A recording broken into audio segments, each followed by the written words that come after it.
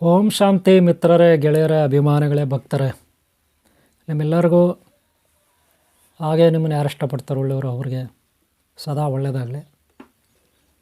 ಎಕ್ಕೆ ಗಿಡ, ಅದರಲ್ಲೂ ಬಿಳಿ ಹೂವು ಬಿಡ್ತಕ್ಕಂಥ ಎಕ್ಕೆ ಗಿಡ, ಅದರ ಬಗ್ಗೆ ನಾನು ಒಂದು ಭಾಗವನ್ನು ಹಿಂದೆ ನಿಮಗೆ ವಿಡಿಯೋ ಮಾಡಿ ಶೇರ್ ಮಾಡಿದ್ದೀನಿ.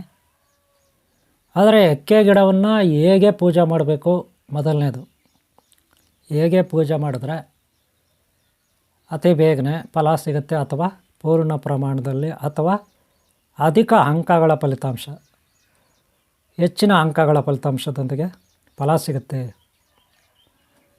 ಹಾಗೆ ಇನ್ನು ಮೂರನೇದಾಗಿ ಗಂಡಸರು, ಮಕ್ಕಳು, ದೊಡ್ಡವರು ಅಥವಾ ಗಂಡ ತೀರೋಗಿರೋರು ಪೂಜೆ ಮಾಡ್ಬೋದಾ? ಯಾರು ಪೂಜೆ ಮಾಡಬೇಕು? ಇದು ಮೂರನೇ ಪ್ರಶ್ನೆ. ನಾಲ್ಕನೇದು, ಅದರಲ್ಲಿ ನಿಯಮಗಳೇನು, ಏನು ಬ್ರಹ್ಮಚಾರ್ಯ ಪಾಲನೆ ಮಾಡಬೇಕಾ, ಅಥವಾ ಅಲ್ಲಿ ಬಳಸ್ತಕ್ಕಂಥ ವಸ್ತುಗಳು ಯಾವುದು, ಮತ್ತು ಯಾವ ತಿಂಗಳುಗಳಲ್ಲಿ ಪೂಜೆ ಮಾಡಿದ್ರೆ ಚೆನ್ನಾಗಿರುತ್ತೆ, ಯಾವುದು ಎಕ್ಕೆ ಗಿಡಕ್ಕೆ, ಇದ್ರ ಬಗ್ಗೆ ನಾನು ಇವತ್ತು ನಿಮಗೆ ಮಾಹಿತಿ ತಿಳಿಸ್ಕೊಡ್ತೀನಿ. ಮತ್ತೊಮ್ಮೆ ನೋಡ್ಕೊಳ್ಳಿ, ಮತ್ತೊಮ್ಮೆ ಹೇಳ್ತೀನಿ, ಸರಿಯಾಗಿ ನೋಡಿ. ಏನಪ್ಪ ಅಂದರೆ, ಮೊದಲನೇದಾಗಿ ಎಕ್ಕೆ ಗಿಡವನ್ನು ಪೂಜೆ ಮಾಡಲಿಕ್ಕೆ ನಿಯಮಗಳೇನು, ಏನು ತಿನ್ನಬೇಕು ನಾವು ಪೂಜೆ ಮಾಡೋರು, ಏನು ತಿನ್ನಬಾರ್ದು, ನಿಯಮಗಳು, ಯಾವ ತಿಂಗಳಲ್ಲಿ, ಎಷ್ಟು ದಿನ, ಏನೇನು ಬಳಸ್ಬೇಕು, ಹೂವು ಯಾವ್ದು ಬಳಸ್ಬೇಕಲ್ಲಿ ಪೂಜೆ ಮಾಡೋಕ್ಕೆ, ಗಂಧದ ಕಡ್ಡಿ, ಕರ್ಪೂರ ಇತ್ಯಾದಿ ಎಲ್ಲ ಇರುತ್ತಲ್ಲಪ್ಪ, ಆ ರೀತಿ. ಇದು ಒಂದು ನಿಯಮಗಳು ಅಂತೀವಿ ಪೂಜೆ ಮಾಡೋಕ್ಕೆ. ಇದು ಒಂದು ಯಾವ ರೀತಿ ಪಾಲಿಸ್ಬೇಕು ಅನ್ನೋದು ಹೇಳ್ಕೊಡ್ತೀನಿ. ಎರಡನೇದು, ಚಿಕ್ಕವರ, ದೊಡ್ಡವರ, ಅಥವಾ ಗಂಡ ತೀರೋಗಿದ್ದರೆ ಹಿಂಗೆ ಅವ್ರು ಪೂಜೆ ಮಾಡ್ಬೋದಾ? ಗಂಡ ತೀರೋಗಿರ್ತಾರೆ ಕೆಲವರಿಗೆ, ಅಥವಾ ಮಧ್ಯದಲ್ಲಿ ಮನೆಗಳಲ್ಲಿ ಮಕ್ಕಳಾಗುತ್ತೆ ಕೆಲವರಿಗೆ, ಸೂತಕ ಅಂದ್ಬಿಡ್ತಾರೆ. ಅವಾಗ ಸೂತಕ ಮಾಡಿ ಯಾರಾದರೂ ಮಕ್ಕಳ ಡೆಲಿವರಿ ಆದರೆ ಅಥವಾ ತೀರು ಹೋಗ್ಬಿಟ್ರೆ ಮನೆಗಳಲ್ಲಿ, ಅವಾಗ ಏನು ಮಾಡೋದು? ಪೂಜೆ ನಿಲ್ಲಿಸ್ಬಿಡೋದಾ? ಇವ್ರು ಆಲ್ರೆಡಿ 1 ವಾರ ಮಾಡಿರ್ತಾರೆ, 2 ವಾರ ಮಾಡಿರ್ತಾರೆ, ಅವಾಗ ಏನು ಮಾಡೋದು? ನಿಲ್ಲಿಸ್ಬಿಡೋದಾ? ಈ ಥರ ಒಂದು ಸಮಸ್ಯೆ ಬರುತ್ತೆ ಅಲ್ವಾ? ಇವೆಲ್ಲ ನಾನು ಇವತ್ತು ನಿಮಗೆ ಕ್ಲಿಯರಾಗಿ ಹೇಳ್ಕೊಡ್ತೀನಿ, ಓಕೆನಾ? ಈ ವಿಡಿಯೋ ನೀವು ಲಾಸ್ಟ್ವರೆಗೆ ನೋಡಿ. ಆಲ್ರೆಡಿ ನಾನು ಒಂದು ಎಕ್ಕೆ ಗಿಡದ ಬಗ್ಗೆ ಹಿಂದೆ ಹಾಕಿದ್ದೀನಿ ವಿಡಿಯೋ. ಈಗ ನೆಕ್ಸ್ಟು ಯಾವ ರೀತಿ ಪೂಜೆ ಮಾಡಬೇಕು, ಯಾವ ತಿಂಗಳುಗಳಲ್ಲಿ ಪೂಜೆ ಮಾಡಬೇಕು, ಯಾರ್ಯಾರು ಪೂಜೆ ಮಾಡ್ಬೋದು ಮಾಡಬಾರ್ದು, ಇದ್ರ ಬಗ್ಗೆ ನಾನು ನಿಮಗೆ ತಿಳಿಸ್ಕೊಡ್ತೀನಿ, ಓಕೆನಾ? ಕ್ಲಿಯರಾಗಿ ನೋಡೋಣ. ಈಗ ಫಸ್ಟ್ ಟೈಮ್ ನಾವು ಯಾವ ರೀತಿ ಎಕ್ಕೆ ಗಿಡನ ಪೂಜೆ ಮಾಡೋಕ್ಕೆ ರೆಡಿ ಆಗಬೇಕು ಅನ್ನೋದು ನೋಡೋಣ. ಈಗ ಮೊದಲನೇದಾಗಿ ಎಕ್ಕೆ ಗಿಡ ಸಿಟಿಗಳಲ್ಲಿ ಇರುತ್ತೆ ನೋಡಿ, ಬೇಕಾದ್ರೆ ನೀವು ಸಿಟಿಗಳಲ್ಲಿ ಗಲ್ಲಿನಲ್ಲೂ ಎಲ್ಲೋ ಒಂದು ಕಡೆ ಇರ್ತದೆ, ಡೌಟೇ ಇಲ್ಲ. ಆದಷ್ಟು ಬಿಳಿ ಎಕ್ಕೆ ಗಿಡ ಸೆಲೆಕ್ಟ್ ಮಾಡ್ಕೊಳ್ಳಿ. ಬಿಳಿ ಎಕ್ಕೆ ಗಿಡ ಯಾಕೆ ಬಿಳಿ ಎಕ್ಕೆ ಗಿಡನೇ ನಾವು ಸೆಲೆಕ್ಟ್ ಮಾಡಬೇಕು? ಇಲ್ಲಿ ಒಂದು ಪ್ರಶ್ನೆ ಅಲ್ವಾ? ಮೊದಲು ತಿಳ್ಕೊಬೋಣ ಫಸ್ಟು. ನೋಡಿ, ಬಿಳಿ ಹೂವು ಆಗ್ಬಿಡುತ್ತೆ, ಸ್ವಲ್ಪ ಪಿಂಕ್ ಕಲರ್ ಹೂವು ಆಗ್ಬಿಡುತ್ತೆ, ಅಥವಾ ಇನ್ನೂ ಬೇರೆ ಕಲರ್ ಹೋಗ್ಬಿಡುತ್ತೆ. ಈ ಥರ ಬೇರೆ ಬೇರೆ ವೆರೈಟಿ ಹೂವುಗಳನ್ನು ಎಕ್ಕೆ ಗಿಡ ಬಿಡುತ್ತೆ. ಬಿಳಿಯೋದನ್ನೇ ಯಾಕೆ ಆಯ್ಕೆ ಮಾಡ್ಕೊಳ್ತೀವಿ ಅಂದರೆ, ಮೊದಲನೇದಾಗಿ ಈ ಪ್ರಶ್ನೆಗೆ ನಾನು ಉತ್ತರ ಕೊಡ್ತೀನಿ. ಇದರ ಬಗ್ಗೆ ಸ್ವಲ್ಪ ನಾನು ವಿವರಣೆ ಕೊಡ್ತೀನಿ, ತಿಳ್ಕೊಬಿಡಿ. ಬಿಳಿ ಎಕ್ಕೆ ಗಿಡ ನಾವು ಯಾಕೆ ಪೂಜೆ ಮಾಡ್ಬೇಕಂದ್ರೆ, ನೋಡಿಯಪ್ಪ, ಸರಸ್ವತಿ ಬಗ್ಗೆ ನೀವು ಕೇಳಿದ್ರಲ್ಲ, ಸರಸ್ವತಿ ಯಾರು? ಬ್ರಹ್ಮಾಜಿ, ಪ್ರಿಯ ಶಕ್ತಿ, ವಿದ್ಯಾಶಕ್ತಿ, ಬ್ರಾಹ್ಮಿ ಶಕ್ತಿ ಅಂತೀವಿ, ಸರಸ್ವತಿ ಜಗನ್ಮಾತೆ. ಈ ಸರಸ್ವತಿ ವಿದ್ಯೆಯನ್ನು ಕೊಡ್ತಕ್ಕಂಥವಳು. ಏನು ಕೊಡ್ತಕ್ಕಂಥವಳು? ವಿದ್ಯೆಯನ್ನು ಕೊಡ್ತಕ್ಕಂಥವಳು. ಆಕೆ ಹತ್ರ ಒಂದು ಅಂಶ ಇರುತ್ತೆ, ನೋಡಿದ್ರೆ ಅಂಶ ಯಾವ ಕಲರ್ ಇರುತ್ತೆ? ವೈಟ್. ಯಾಕೆ ವೈಟೇ ಇರಬೇಕು? ಆಕೆ ಧರಿಸಿರ್ತಕ್ಕಂಥ ಸೀರೆ ನೋಡಿರಿ, ಸ್ಯಾರಿ, ಡ್ರೆಸ್ಸು, ಸರಸ್ವತಿ ಧರಿಸಿರ್ತಕ್ಕಂಥ ಸೀರೆ ಅದು ಕೂಡ ವೈಟೇ. ಯಾಕೆ ವೈಟ್ ಅಂದರೆ? ಶಾಂತಿಯ ಸಂಕೇತ. ನೀವು ಕೆಲವು ಕ್ಯಾಲೆಂಡರ್ಗಳಲ್ಲಿ ನೋಡಿರಿ, ಗಣಪತಿ ಇರ್ತಾನೆ, ಪಕ್ಕದಲ್ಲಿ ಸರಸ್ವತಿ ಕೂತಿರ್ತಾಳೆ, ಆ ಕಡೆ ಲಕ್ಷ್ಮಿ ಕೂತಿರ್ತಾಳೆ, ನೋಡಿರ್ಬೋದಲ್ಲ? ಅಥವಾ ಮೊದಲು ಗಣಪತಿ ಕೂತಿರ್ತಾನೆ, ಈ ಕಡೆ ಸರಸ್ವತಿ, ಆ ಕಡೆ ಲಕ್ಷ್ಮಿ, ಅಥವಾ ಮೊದಲು ಲಕ್ಷ್ಮಿ, ಆ ಕಡೆ ಗಣಪತಿ, ಈ ಕಡೆ ಎಲ್ಲ ಸರಸ್ವತಿ, ಆ ಥರ ಇರ್ತಾರೆ, ನೋಡಿರ್ಬೋದು. ಅಲ್ಲಿ ನೋಡಿದಾಗ ಈ 3 ಜನ ಇರ್ತಾರೆ. ಹಾಗಾದರೆ ಸರಸ್ವತಿಯ ಸಂಕೇತ ಯಾವುದು? ವೈಟು. ಅದಕ್ಕೆ ಈ ವೈಟ್ ಕಲರ್, ಎಕ್ಕೆ ಗಿಡದಲ್ಲಿ ವೈಟ್ ಕಲರ್ ಯಾಕೆ ನಾವು ಆಯ್ಕೆ ಮಾಡ್ತೀವಿ ಅನ್ನೋದಕ್ಕೆ ಇದು ಬಹಳ ಮೂಲ ಕಾರಣ. ವಿದ್ಯೆ, ಅದಕ್ಕೆ ವಿಘ್ನೇಶ್ವರನನ್ನು ನಾವು ವಿದ್ಯಾದಾತ, ಬುದ್ಧಿದಾತ, ಸಿದ್ಧಿದಾತ ಅಂತ ಕರಿತೀವಿ. ವಿಘ್ನೇಶ್ವರನಿಗೆ ಜನ್ಮ ಕೊಟ್ಟಿದ್ದು ಜಗನ್ಮಾತೆ ಆದಿಶಕ್ತಿ ಪಾರ್ವತಿ. ಅದಕ್ಕೆ ನಾವು ಶಕ್ತಿ ಗಣಪ ಅಂತೀವಿ. ಶಕ್ತಿ ಅಂದರೆ ಎನರ್ಜಿ, ಅತೀಂದ್ರಿಯ ಶಕ್ತಿಗಳು. ಅತೀಂದ್ರಿಯ ಶಕ್ತಿಗಳಂದ್ರೆ ಏನು? ಅದು ದುಷ್ಟ ಶಕ್ತಿಗಳಿರ್ಬೋದು, ಶಿಷ್ಟ ಶಕ್ತಿಗಳಿರ್ಬೋದು, ಒಳ್ಳೆಯ ಶಕ್ತಿಗಳಿರ್ಬೋದು, ಕೆಟ್ಟ ಶಕ್ತಿಗಳಿರ್ಬೋದು. ಇದೆಲ್ಲ ಶಕ್ತಿಗಳು, ಎಲ್ಲ ಈ ಶಕ್ತಿಗಳ ಬೀಜಾಕ್ಷರ ಮಂತ್ರಗಳು ಆದಿಶಕ್ತಿ, ಪರಾಶಕ್ತಿ, ಅದಿ ಅಂತಲ್ಲಿರ್ತವೆ. ಅದನ್ನು ತಿಳ್ಕೊಳ್ಳೋದಾಗೆ ಸರಸ್ವತಿ ಮುಖಾಂತರ ನಾವು ತಿಳ್ಕೊತೀವಿ. ಅದಕ್ಕೆ ಫಲ ಕೊಡೋದು ಯಾರು? ವಿಘ್ನೇಶ್ವರನು ಕೊಡ್ತಾನೆ. ಆ ವಿಘ್ನೇಶ್ವರನ ಕೊಟ್ಟ ಮೇಲೆ ಅದನ್ನು ನಾವು ಏನಂತೀವಿ? ಐಶ್ವರ್ಯ ಅಂತೀವಿ. ಅದೇ ಲಕ್ಷ್ಮಿ. ಲಕ್ಷ್ಮಿ ಐಶ್ವರ್ಯ. ಜ್ಞಾನ ಕೊಟ್ಟಿದ್ದು ಸರಸ್ವತಿ, ನಮಗೆ ಅದನ್ನು ಫಲಕಾರಿಯನ್ನಾಗಿ ಮಾಡಿದ್ದು ಗಣನಾಥನು. ಕಾರಣ ಬುದ್ಧಿವಂತ, ಸದ್ಬುದ್ಧಿ, ಒಳ್ಳೆ ಬುದ್ಧಿ ಆತ ನಮಗೆ ಕೊಟ್ಟರೆ ಸಿದ್ಧಿ ಒಲಿತಾಳೆ. ಸಿದ್ಧಿ ಯಾರು? ಪ್ರಿಯ ಪತ್ನಿ, ವಿಘ್ನೇಶ್ವರನ ಪ್ರಿಯ ಪತ್ನಿ. ಬುದ್ಧಿ ಯಾರು? ಪ್ರಿಯ ಪತ್ನಿ, ವಿಘ್ನೇಶ್ವರನ ಪತ್ನಿ. ಸಿದ್ಧಿ ಬುದ್ಧಿ ಅಲ್ವಾ? ಹಾಗೆ ಸುಖ ಲಾಭ ದೇವತಾ, ವಿಘ್ನೇಶ್ವರನ ಮಕ್ಕಳು. ನಮಗೆ ಸುಖ ಸಿಗುತ್ತೆ, ಲಾಭ ಸಿಗುತ್ತೆ ಅಲ್ವಾ?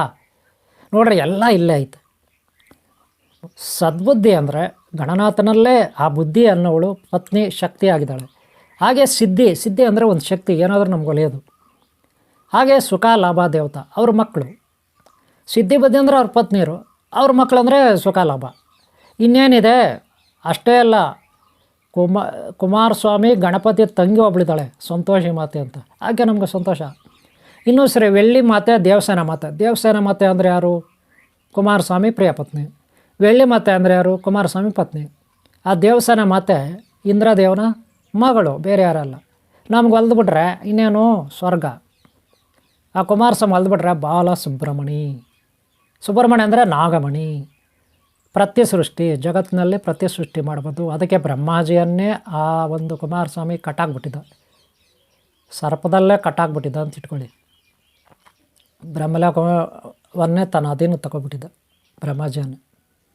ಇದೆಲ್ಲ ಇದೆ, ತುಂಬ ಇದೆ. ಓಕೆ, ಇರಲಿ. ಈಗ ನಾವು ಗಣಪತಿ ಹತ್ರ ಬರೋಣ, ಈಗ ಸರಸ್ವತಿ ಹತ್ರ ಬರೋಣ, ಈಗ ಲಕ್ಷ್ಮಿ ಹತ್ರ ಬರೋಣ. ಓಕೆ, ನಮಗೆ ಸದ್ಬುದ್ಧಿ ಇದ್ದರೆ ಸಿದ್ಧಿ ಬುದ್ಧಿ ಒಲಿಯುತ್ತೆ. ವಿಘ್ನೇಶ್ವರನ ಇದ್ದರೆ, ವಿಘ್ನೇಶ್ವರ ಅಂದರೆ ಏನು? ಓಂಕಾರ ಶಕ್ತಿ. ಆ ಶಕ್ತಿಯಲ್ಲಿದೆ, ಎಕ್ಕೆ ಗಿಡದಲ್ಲಿದೆ. ಯಾವ ಎಕ್ಕೆ ಗಿಡ?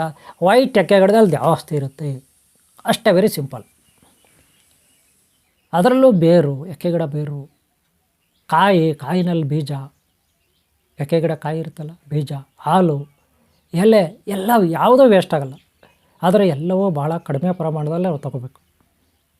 ಆವಾಗಲೇ ನಮಗೆ ಒಳ್ಳೆಯದು. ಜಾಸ್ತಿ ತೊಗೊಳಂಗಿಲ್ಲ. ಯಾವುದೇ ಔಷಧಿ ಆಗಲಿ ನಾವು ಜಾಸ್ತಿ ತೊಗೊಳಂಗಿಲ್ಲ, ಕಡಿಮೆನೇ ತೊಗೋಬೇಕು. ಗೊತ್ತಾಯ್ತಲ್ಲ? ಈಗ ನೋಡೋಣ. ಇಂಥ ಎಕ್ಕೆ ಗಿಡ ಯಾರೋ ಒಬ್ಬರು ಮನೆ ಹತ್ರ ಪಾಟಲ್ಲಿ ಉಂಡ್ಬಿಟ್ಟು ಪೂಜೆ ಮಾಡ್ತಾರೆ. ಪಾಟಲ್ಲಿ ಇಷ್ಟು ಉದ್ದ ಇರುತ್ತೆ, ಅದೇನು ಅಷ್ಟು ಚೆನ್ನಾಗಿ ಕಾಣಲ್ಲ. ನೋಡಿರಿ, ಎಕ್ಕೆ ಗಿಡ ಅಂದರೆ ಎತ್ತರವಾಗಿರ್ಬೇಕು. ಕನಿಷ್ಠ ಒಂದು 4 ಅಡಿ 5 ಅಡಿ ಎತ್ತರವಾಗಿರಬೇಕು. ಕಾಯಿ ಬಿಡ್ತಾ ಇರಬೇಕು, ಹೂ ಬಿಡ್ತಾ ಇರಬೇಕು. ಬೇರುಗಳೆಲ್ಲ ಚೆನ್ನಾಗಿರ್ಬೇಕು, ಬೇರುಗಳು ಆದಷ್ಟು. ಅದು ಪಾಟ್ ಇಷ್ಟೇ ಹಿಡ್ದಪ್ಪ, ಪಾಟಲ್ಲಿ ನೀವು ಉಂಡ್ಬಿಟ್ಟು ಪೂಜೆ ಮಾಡಿದ್ರೆ ಅದೇನು ಬರೀ ಏನೋ ಮೌಢ್ಯ ಭಕ್ತಿ ಅಂತಾರೆ. ಅದನ್ನು ಮೂಢ ಭಕ್ತಿ, ಮೌಢ್ಯ ಭಕ್ತಿ ಅಂತಾರೆ ಅಷ್ಟೇ. ಮನೆ ಮುಂದೆ ಚಿಕ್ಕದಾಗಿ ಇಷ್ಟೇ ತುಳಸಿ ಗಿಡ ಇಟ್ಕೊಳ್ಳೋದು. ಇನ್ನೇನು ತುಳಸಿ ನೀರು ಕುಡಿಯಲ್ಲ, ಸುಮ್ಮನೆ ಹಂಗೆ ಊತ್ ಕಡ್ಡೆ ಅಲ್ಲಾಡಿಸಿ ಆಗೋಯ್ತು ಪೂಜೆ ಅನ್ನೋದು. ಅದರಿಂದ ಏನು ಪ್ರಯೋಜನ ಆಗಲ್ಲ ರೀ. ಏನೋ ಭಕ್ತಿಗೋಸ್ಕರ ನೀವು ಪೂಜೆ ಮಾಡ್ಬೋದು ಅಷ್ಟೇ. ಆರೋಗ್ಯ ಬೇಡವಾ ಹೇಳ್ರಿ? ನಿಮಗೇನೋ ಭಕ್ತಿ ಇದೆ, ಆರೋಗ್ಯ ಬೇಡವಾ? ಅದಕ್ಕೆ ಡೈಲಿ ಬಾಟಲ್ಲಿ ತುಳಸಿ ರೆಂಬೆ ಹಾಕಬೇಕು. ಒಂದು 6 ಎಲೆ ಇರೋ ತುಳಸಿ ಎಲೆಗಳು ಒಂದು ರೆಂಬೆ ಕಿತ್ಕೊಂಡು ಚೆನ್ನಾಗಿ ತೊಳೆದ್ಬಿಟ್ಟು, ನೀವು ಯಾವ ಬಾಟ್ಲಲ್ಲಿ ಯೂಸ್ ಮಾಡ್ತೀರಿ, ಡೈಲಿ ಕುಡಿತೀರಿ, ಒಬ್ಬೊಬ್ಬರು ಒಂದೊಂದು ಬಾಟ್ಲ್ ಇಟ್ಕೋಬೇಕು ಮನೇಲಿ. ಇವ್ರ ಬಾಟ್ಲಲ್ಲಿ ಅವ್ರು ಕುಡಿಯೋದು, ಅವ್ರ ಬಾಟ್ಲಲ್ಲಿ ಇವ್ರು ಕುಡಿಯೋದು, ಒಂದೇ ಬಾಟ್ಲಲ್ಲಿ ಎಲ್ಲರೂ ಕುಡಿಯೋದು. ನೋ ನೋ ನೋ ನೋ ಆ ರೀತಿ ಮಾಡೋಂಗಿಲ್ಲ. ಯಾಕಂದರೆ ಅವ್ರ ಬಾಯಿಂದೆಲ್ಲ ವಾಸನೆ ಹೋಗುತ್ತೆ, ಬ್ಯಾಕ್ಟೀರಿಯಾ ಹೋಗುತ್ತೆ ನೀರು ಒಳಗಡೆ. ಕುಡಿದಾಗ ಆ ನೀರು ಒಳಗಡೆ ಈಚೆ ಬರುತ್ತೆ. ನೀರು ಬಾಟ್ಲಲ್ಲಿರೋದು ಈಚೆ ಬರುತ್ತೆ. ಬಾಟ್ಲಲ್ಲಿರೋದು ನೀರು ಖಾಲಿ ಆಯ್ತು ಅಂದಮೇಲೆ ಅದು ಎಳ್ಕೊಳ್ಳುತ್ತೆ ಏನನ್ನ, ಗಾಳಿನ. ಇಲ್ಲಿ ಮೂತಿ ಅದು ಇಟ್ಕೊಬಿಟ್ಟಿದ್ರೆ ಬಾಯಲ್ಲಿಂದ ಬರೋ ಗಬ್ಬೆಲ್ಲ ಹೋಗುತ್ತೆ ಒಳಗಡೆ. ಬಾಟ್ಲಲ್ಲಿ ಬ್ಯಾಕ್ಟೀರಿಯಾ ಎಲ್ಲ ಹೋಗಿ ಸೇರ್ಕೊಳ್ತಾರೆ, ನೀರೆಲ್ಲ ಕೆಟ್ಟೋಗುತ್ತೆ. ಆಮೇಲೆ ಇನ್ನೊಬ್ಬರು ಕುಡಿಯೋದು. ಹಬ್ಬ ಆ ಬಸ್ಸುಗಳಲ್ಲಿ ನೋಡ್ಬೇಕು ರೀ, ಕೆಲವರೆಲ್ಲ ಹೆಂಗೆ ಕುಡಿತಾರೆ, ಭಾಳ ವಿಚಿತ್ರವಾಗಿ ಕುಡಿತಿರ್ತಾರೆ. ಹಂಗೆ ಮಾಡಿದ್ರೆ ಏನಾಗುತ್ತೆ ರೀ? ಒಬ್ರಿಗಿರೋ ಜ್ವರ ಇನ್ನೊಬ್ರಿಗೆ ಬರುತ್ತೆ, ಇನ್ನೊಬ್ರಿಗಿರೋ ಕಾಯಿಲೆ ಇನ್ನೊಬ್ರಿಗೆ ಬರುತ್ತೆ, ಅಂಟಿಸ್ಕೊಬಿಡುತ್ತೆ ಎಲ್ಲರೂ ಮನೆಯವರು. ಅದಕ್ಕೆ ಒಬ್ರಿಗೆ ಜ್ವರ ಬಂದರೆ ಮನೆಯವರೆಲ್ಲ ಮಲ್ಕೊಳ್ತಾರೆ. ಯಾರಿಗಾದರೂ ಜ್ವರ ಬಂದರೆ ದೂರ ಮಲ್ಕೋಬೇಕು, ಒಂದೇ ಕಡೆ ಮಲ್ಕೋಬಾರ್ದು. ಗೊತ್ತಾಯ್ತಲ್ಲ? ಓಕೆ, ಜ್ವರ ಗಿರ ಬಂದರೆ ಎಕ್ಕೆ ಗಿಡದ ಬೇರು ನೀರಿನಲ್ಲಿ ಹಾಕಿ ಕುದಿಸ್ರಿ, ಟೀನಲ್ಲಿ ಹಾಕಿ ಕುದಿಸ್ರಿ, ಕುಡೀರಿ, ನೋ ಪ್ರಾಬ್ಲಮ್, ಕುಡೀರಿ. ಗೊತ್ತಾಯ್ತಲ್ಲ? ಒಂಚೂರು ಬೇರು ಟೀ ಕಾಫಿನಲ್ಲಿ ಹಾಲಿನಲ್ಲಿ ಹಾಕಿ ಕುಡಿಬೋದು, ತೊಂದರೆ ಇಲ್ಲ. ಅಥವಾ ಒಂದು 2 ಡ್ರಾಪ್ ಹಾಲು, 1-2 ಡ್ರಾಪ್ ಹಾಲು ನೀವು ಹಾಲಿನಲ್ಲೇ ಮಿಕ್ಸ್ ಮಾಡಿ ಕುಡಿಬೋದು, ಏನು ತೊಂದರೆ ಇಲ್ಲ. ಗೊತ್ತಾಯ್ತಲ್ಲ? ಅಥವಾ ಅದರ ಬೀಜಗಳಿರುತ್ತೆ, 1 ಬೀಜ 2 ಬೀಜ ಚೆನ್ನಾಗಿ ಪುಡಿ ಮಾಡಬೇಕು. ಕಷಾಯ ಮಾಡಿ ನೀರಿನಲ್ಲಿ ಬಿಸಿ ಮಾಡಿ ನೀರಿನಲ್ಲಿ ಕುದಿಸಿ ಕುಡಿಬೋದು, ಫಿಲ್ಟ್ರ್ ಮಾಡಿ, ನಡೆಯುತ್ತೆ, ತೊಂದರೆ ಇಲ್ಲ. ಇದು ಎಕ್ಕೆ ಗಿಡದಿಂದ ನಮಗೆ ಜ್ವರ ಬರಲಿ ಏನೇ ಬರಲಿ ಅಷ್ಟೇ ಅಲ್ಲ, ಅದರ ಎಷ್ಟು ಉಪಯೋಗ ಆಗುತ್ತೆ ಗೊತ್ತದು, ಅಷ್ಟೊಂದು ಉಪಯೋಗ ಆಗುತ್ತೆ. ಗೊತ್ತಾಯ್ತಲ್ಲ? ನಾನಾ ರೀತಿಯ ಕಾಯಿಲೆಗಳು ಎಕ್ಕೆ ಗಿಡ, ಹೊಟ್ಟೆ ಉರಿ, ಅಲ್ಸರು, ಗ್ಯಾಸ್ಟ್ರಿಕ್ಕು, ಅಪ್ರೆಂಟಿಸ್ಸು ಇವೆಲ್ಲಕ್ಕೂ ಯೂಸ್ ಆಗುತ್ತೆ. ಗೊತ್ತಾಯ್ತಲ್ಲ? ಅದಕ್ಕೆ ನಾವು ಮೂಲ ದೇವರು ಓಂಕಾರ ಸ್ವರೂಪ ಗಣಪತಿ ಅಂತ ನಾವು ಕರಿತೀವಿ. ಇದು ಒಂದು ಉಪಯೋಗ. ಈಗ ಯಾರ್ಯಾರು ಪೂಜೆ ಮಾಡ್ಬೋದು ನೋಡ್ರಿ, ಮನೆ ಹತ್ರ ಚಿಕ್ಕ ಪಾಟ್ನಲ್ಲೇ ಬೇಡ, ದೊಡ್ಡ ಗಿಡಕ್ಕೆ ಪೂಜೆ ಮಾಡಿ. ಎಲ್ಲ ಪಕ್ಕದಲ್ಲಿರುತ್ತೆ ರೋಡ್ ಸೈಡೆಲ್ಲ, ಅಲ್ಲೇ ಹೋಗಿ ನೀಟಾಗಿ ಕ್ಲೀನ್ ಮಾಡಿ, ಅಲ್ಲಿ ಒಂದು ಏನನ್ನ ತೊಗೊಂಡೋಗಿ ನೀಟಾಗಿ ಕ್ಲೀನ್ ಮಾಡಿ, ಒಂದು ಅಷ್ಟಾಗಲ್ಲ, ಅದ್ರ ಸುತ್ತಲೂ ಬೇರೆ ಇರ್ತದಲ್ಲ, ಸುತ್ತಲೂ ನೀಟಾಗಿ ಕ್ಲೀನ್ ಮಾಡಿ. ನೀವು ಚಿಕ್ಕ ಹುಡುಗರಾಗಿರಲಿ, ಹೆಣ್ಮಕ್ಳಾಗಿರಲಿ, ಗಂಡು ಮಕ್ಕಳಾಗಿರಲಿ, ಮೊದಲನೇದು ಹೇಳ್ತಾ ಇದ್ದೀನಿ, ನೆನ್ಪಿಟ್ಕೊಳ್ಳಿ. ಚಿಕ್ಕ ಹೆಣ್ಮಕ್ಳಾಗಲಿ ಗಂಡು ಮಕ್ಕಳಾಗಲಿ, ಗಂಡ ಇರಲಿ ಗಂಡ ತೀರೋಗಿರಲಿ, ನೋ ಪ್ರಾಬ್ಲಮ್, ಏನು ವೆರಿ ಮಾಡ್ಕೋಬೇಡಿ. ಗಂಡ ಇರಲಿ ಗಂಡ ಇಲ್ಲದೆ ಹೋಗಲಿ, ಹೆಂಡ್ತಿ ಇರಲಿ ಹೆಂಡ್ತಿ ಇಲ್ಲದೆ ಹೋಗಲಿ, ಚಿಕ್ಕವರಾಗಲಿ ದೊಡ್ಡವರಾಗಲಿ, ಹೆಂಗಸರಾಗಲಿ ಗಂಡಸರಾಗಲಿ ಪೂಜೆ ಮಾಡ್ಬೋದು. ಅರ್ಹರಿದ್ದೀರಾ, ಯಾವುದೇ ಜಾತಿ ಧರ್ಮದವರಾಗಿರಲಿ ಅರ್ಹರಿದ್ದೀರಾ, ನೀವು ಪೂಜೆ ಮಾಡ್ಬೋದು. ಆದರೆ ಕೆಲವೊಂದು ಶಿಸ್ತಿದೆ, ಏನಂದರೆ ನಾನ್ ವೆಜ್ ಎಲ್ಲ ತಿಂದು ಹೋಗಬಾರ್ದು.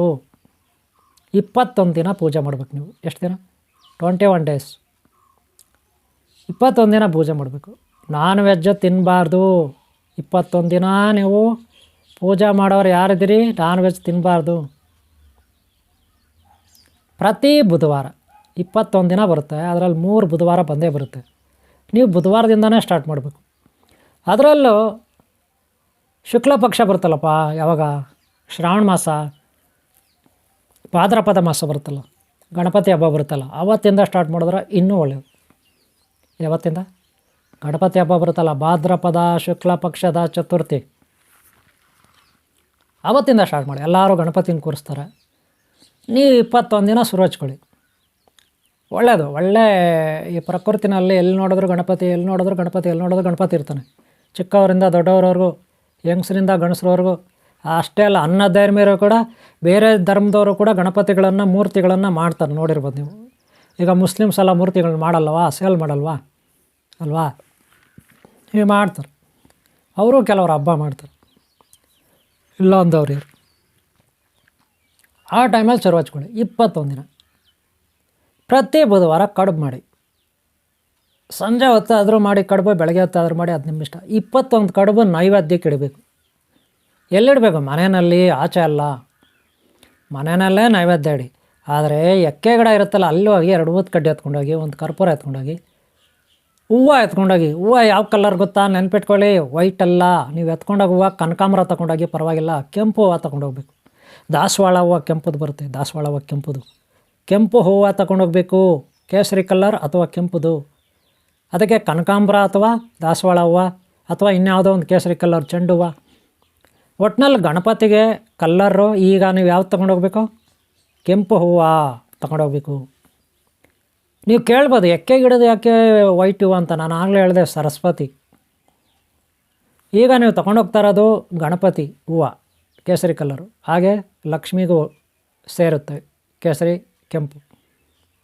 ವೈಟ್ ಕಲರು ಎಕ್ಕೆದು ಅದು ಮಾಮೂಲಿ, ಓಕೆನಾ? ಈಗ ಮುಂದಕ್ಕೆ ಹೋಗೋಣ. ಈ ಹೂವು ತೊಗೊಂಡೋಗಿ ಆ ಗಿಡಕ್ಕೆ ಇಡಬೇಕು. ಗಿಡಕ್ಕೆ ಇಟ್ಬಿಟ್ಟು ಹೂವನ ಆ ಗಿಡಕ್ಕೆ ಬುಡಕ್ಕೆ ನೀರು ಹಾಕಬೇಕು, ಒಂದು ಚಮ್ ನೀರು ಹಾಕಬೇಕು. ಹಂಗೆ ಸುಮ್ಮನೆ ಪುಕ್ಕಟೆ ಪೂಜೆ ಮಾಡ್ಕೊಂಬರೋದಲ್ಲ, ಗಿಡಕ್ಕೆ ನೀರು ಹಾಕಬೇಕು. ಆಮೇಲೆ ಹೂವು ಹಾಕಬೇಕು, ಆಮೇಲೆ ಊದು ಕಡ್ಡಿ ಹಚ್ಚಬೇಕು, ಆಮೇಲೆ ಕರ್ಪೂರ ಹಚ್ಚಬೇಕು. ಗಂಟೆನೂ ತಗೊಂಡೋದ್ರೆ ಒಳ್ಳೆಯದು. ಸುಮ್ಮನೆ ಹಲ್ಲಾಡಿಸಿ ಊದು ಕಡ್ಡಿ ಹಚ್ಚಿ ಕರ್ಪೂರ ಬೆಳಗ್ಗೆ ಕೆಳಗೆ ದಂಡ ಪ್ರಾಣ ಮಾಡ್ಕೋಬೇಕು.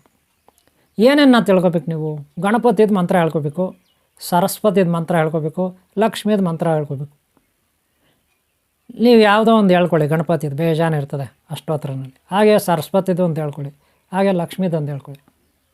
ಗೊತ್ತಾಯ್ತಲ್ಲ? ಆ ಮಂತ್ರಗಳನ್ನು ನೀವು ಹೇಳ್ಕೋಬೇಕು. ಅಲ್ಲಿ ಗಿಡದ ಹತ್ರ ಕನಿಷ್ಠ ಗಣಪತಿಯಿಂದ 21 ಸಾರಿ ಹೇಳ್ಕೋಬೇಕು. ಹಾಗೆ ರೌಂಡ್ ಹೊಡಿಬೇಕು. 21 ರೌಂಡ್ ಹೊಡಿಬೇಕು.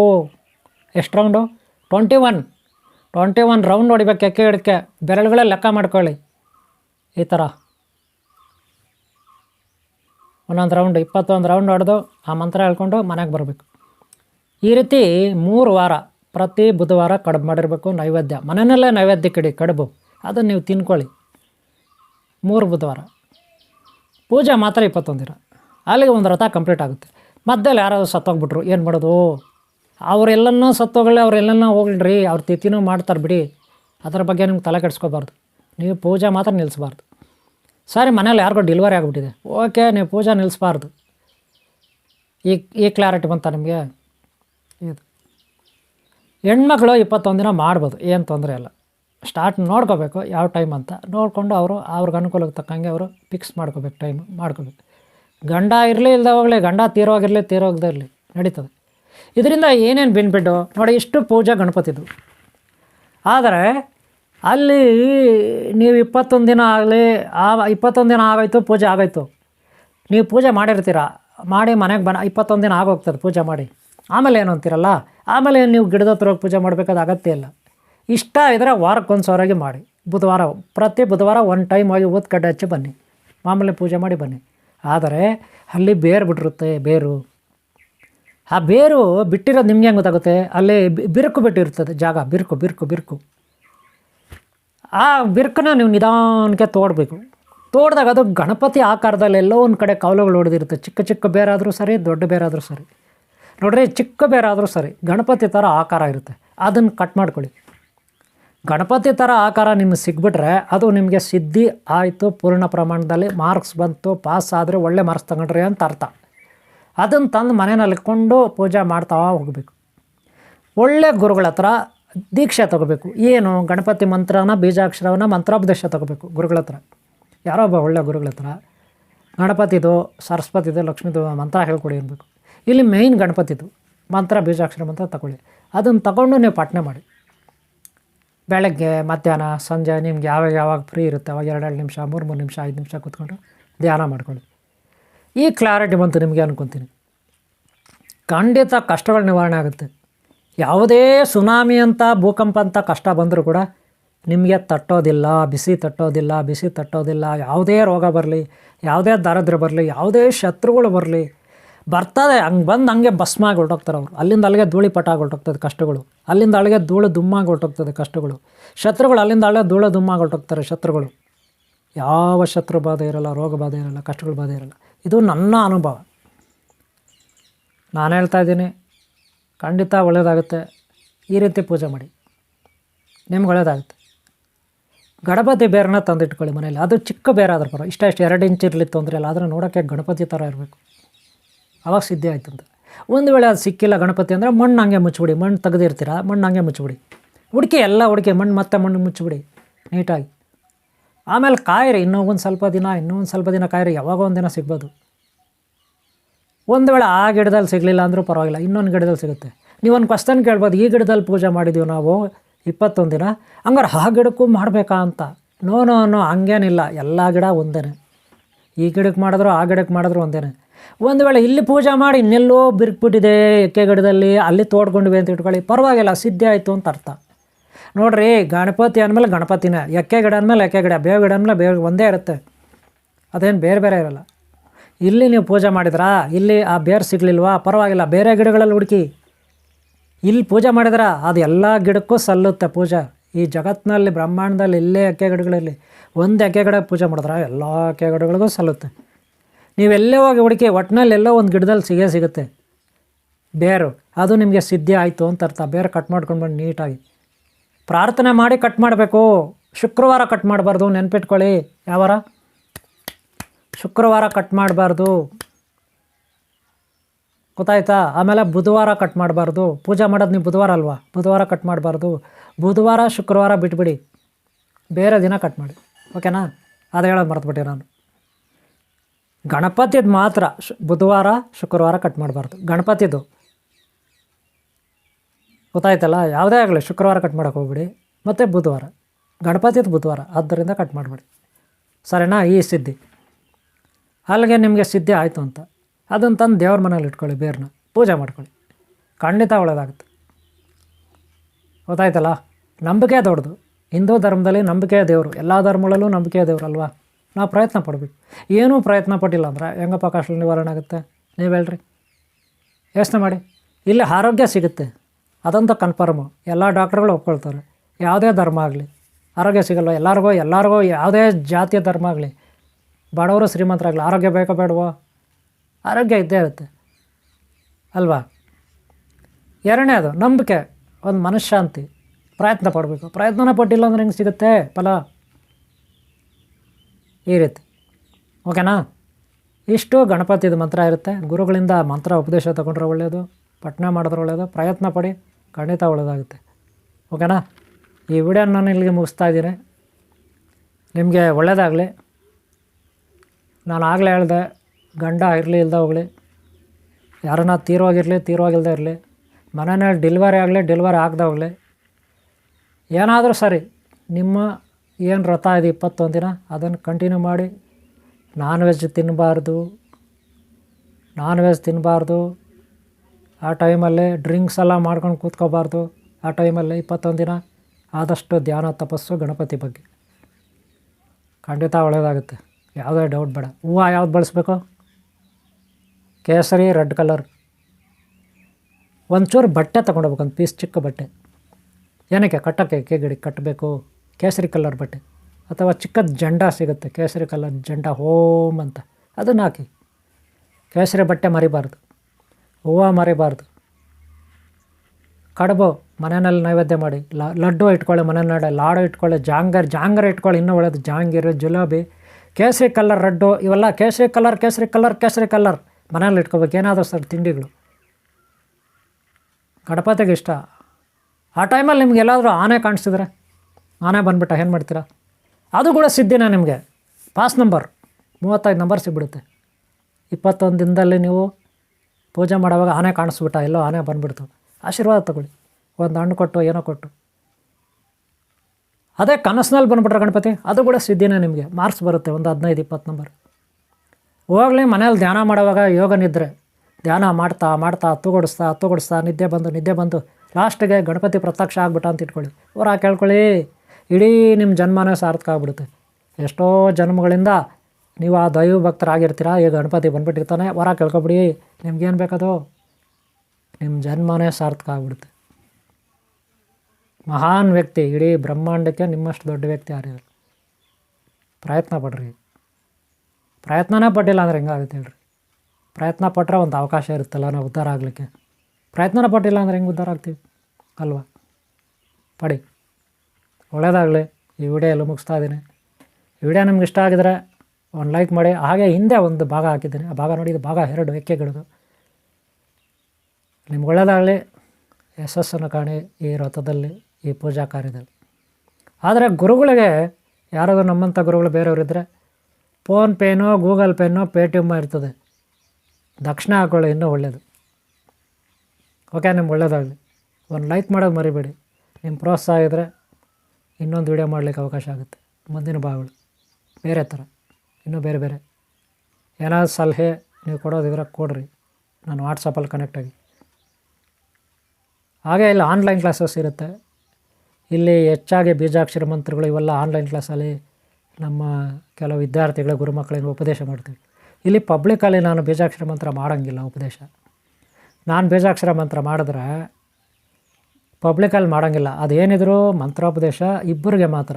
ಗುರುವಾದವನು ಶಿಷ್ಯನಿಗೆ ಬೀಜಾಕ್ಷರ ಮಂತ್ರನ ಗಿಫ್ಟ್ ಆಗಿ ಕೊಡ್ತಾನೆ ಕಾಣಿಕೆಯಾಗಿ, ಅವ್ರಿಗೆ ಮಾತ್ರ ಕೇಳಿಸ್ಬೇಕು. 3ನೇ ವ್ಯಕ್ತಿಗೆ, 3ನೇವರಿಗೆ ಕೇಳಿಸೋಂಗಿಲ್ಲ ಉಪದೇಶದ ಮಂತ್ರಗಳು ಯಾವಾಗೂ ಅಷ್ಟೇ. ಇದೊಂದು ಸಿಸ್ಟಮ್ ಇರುತ್ತೆ, ಅದಕ್ಕಾಗಿ ಅಷ್ಟೇ, ಏನೇನಿಲ್ಲ. ಓಕೆನಾ? ನಿಮ್ಗೆ ಒಳ್ಳೆಯದಾಗಲಿ.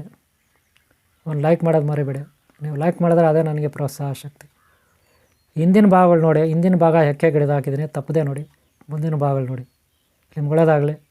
ಓಂ ಶಾಂತಿ, ಓಂ ಶಾಂತಿ, ಓಂ ಶಾಂತಿ.